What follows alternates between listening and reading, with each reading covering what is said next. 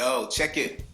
This installment is right now is for a lot of younger people who might be coming across these videos in the future, not understand the significance of why I feel as though I need to celebrate the release of this record. I just want to go over the process of what it took to put a record out. I mean, nowadays an artist actually can open his laptop up, even your iPad. You can open up GarageBand, make some beats, download samples, actually record it to the iPad, mix in the iPad, send the daggone song up to a company like TuneCore. That's TuneCore.com, TuneCore. And then they'll have your record for I think $9.99 for a single. They'll have your record in all the internet stores, just like that. So it's record, freaking, you email the song or upload the song, pay $9.99, and bam, you're in the internet store. Okay, back in the day, it wasn't that simple. And the reason why Discombobulatorbubalator is such a big deal, especially for me and a lot of the people that follow behind me making independent music and independent records, is because here was the process. You had to get the money to record yourself in the recording studio. And so first you go in the recording studio. Actually, to be smart about it, first you rehearse the song and make sure that you're efficient when you go in the studio because you're paying by the hour. So first you rehearse the song that you're gonna do in the studio. Excuse me. Then once you get into the studio, you record the music. Then after you record the music, you lay down the various tracks that you have to lay down. So you lay all your tracks in the studio. Then when you're done in the studio, after the track is mixed, so that's recording, then getting it mixed. Then after you get it mixed, then you have to go to a place, a mastering plant, where they basically take your music and they tweak it so it sounds good on records. So after you get it mastered, then you have to design or find someone to design the actual label that goes onto the vinyl. Then after you get that design, then you go to a pressing plant. And that pressing plant makes something that's called a plate. And a steel plate is made. And these plates are used to smash hot wax together. And wow, I saw it starting to sound kind of sexy. But these plates, they kind of smash the hot wax together and squish it out to make the actual vinyl record. Now, after you get the vinyl record made, you get as many as you're gonna get. I think the minimum was 300 at the time. You get 300 and up. So you get your 300, 500, 1,000 records, and then you have to take those records, physically take them to record stores and talk to record store owners about trying to sell your record, your product in those stores. And in most cases, if your record was just half decent, most of these stores would pick it up because they would get, like I said in the previous video, a lot of times if a record store is selling a famous person's record, like say for instance Michael Jackson, they might make 15 cents every time they sell a Michael Jackson record. Because the point of them is to have a bunch of records in the store that people come to buy, and then maybe they'll buy a stereo or they'll buy something else. So they didn't make a lot of money on big name records. But an independent record, I come in with a record, I sell it to them for $2. They sell a record for $5 or $4, and they make a whole $2 off an independent record. So back then it was a process in getting your record actually pressed. You guys today, you have it a lot easier where you don't have to have actual vinyl to get music in place. And but the downside to that is, I was just reading something the other day that if, say for instance, you're dealing with a company like CD Baby or something, and God forbid they don't go out of business, but say for instance, all your music collection that you've downloaded is through CD Baby, and CD Baby fails one day and shut down, goes bankrupt, kaput. Now your iPod dies with all your music in it, your hard drive dies with all your music in it, all the music you bought from CD Baby, you have to buy again, because Another company's not going to say, hey, you know, you were with CD Baby, now you can, we'll let you download the same songs. No, you have to download those songs again.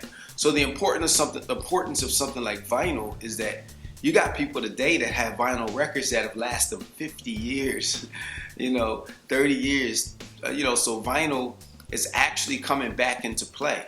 And like the other cool thing about vinyl is that a lot of people, like in my previous video, I showed where Public Enemy put my name inside of their jacket. Like the vinyl is a cover, and then inside there's a piece of paper that the record goes in, a sleeve.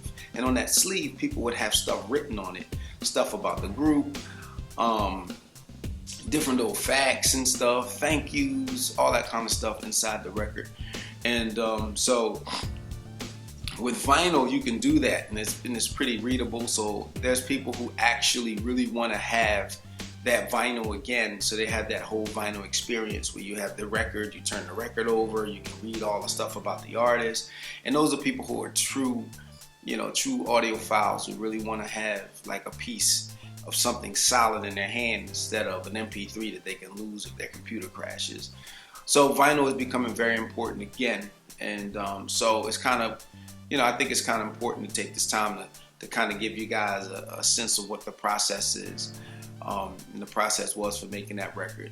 And it was important back then because not a lot of people were doing it. Not a lot of people were doing the same thing. So you might want to get to a situation where you're like, look, I'm gonna take my album and I'm gonna put it on vinyl, so that you just open up a new market for yourself.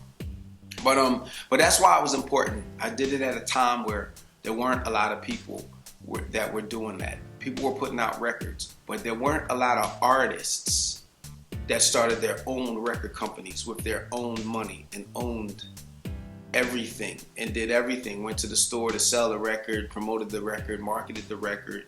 I had my records on a moped, because in a moped it's not like a motorcycle where there's guts there. There's nothing there, so I would put my records on the moped and drive them down to city and take them to different record stores, Sound of Market, Sound of Germantown, Sound of Upper Darby, Funko Marts, all these different record stores I would take my records to. So it was a big deal back in 1985 for a young kid from the bottom to just say, hey, I'm gonna make my record on my own. And I knew it was a big deal when people kept telling me I couldn't do it. So one thing about your music is this, you have to understand, is that there's a lot of talent in the world. If you turn on YouTube, there's somebody better than you.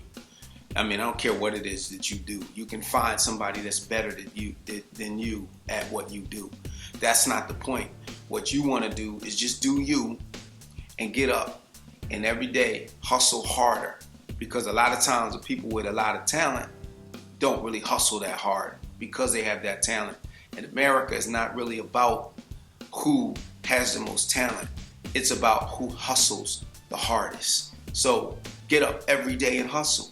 If you put your music on, and when I say hustle, you can't just put a song out. You have to go and perform that song in front of people every opportunity and every chance you get. Make sure you got CDs in a backpack to sell. Dougie Fresh to this day does shows, and he still sells CDs out the back of his car, pretty much, so to speak, for people, because people are the most hype when they hear you perform or they see you perform some music and you go, yo, you can buy that right now. And plus it shuts people up. Like the person go, oh, I would support you. You go, bam, here's my CD. Support me now. You know what I mean? And you'll find out who your true fans are and who they aren't. So, you don't want to just be going out there bussing, doing shows and all this stuff and you don't have anything to sell.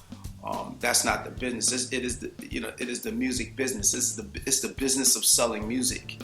And so you want to have something to put in people's hands. So, and it doesn't cost you a lot of money these days to actually make CDs. You can make CDs in your own crib with a laptop. So don't let nobody tell you can't, and you just get up there and you hustle hard enough and long enough.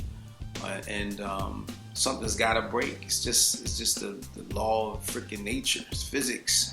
You chop away at something long enough, man, and something breaks. but it's very important for you to get in front of people and be able to take honest criticism about your music too. I mean, you know, you want to get in front of people and you want to rock in front of those people. And if you're not rocking them, then do something else. You know, do something different. Try something different. Keep trying new things. That was the benefit of how I came up, is that we went to house parties every weekend. So I got the chance to try new stuff every week. And so you got to get in front of people, make music that moves people. And if it moves people, it will eventually rise to the top. If it doesn't move people, try something else, you know. So peace, don't stop. Discombobulatorbubalator, 30 years. MC Breeze from the bottom. 55th and Vine Project, North Philly. I lived everywhere. Left in Somerset. 9th and Darien. Was it Darien in 100 Park? Anyway, I'm out. I'm tired.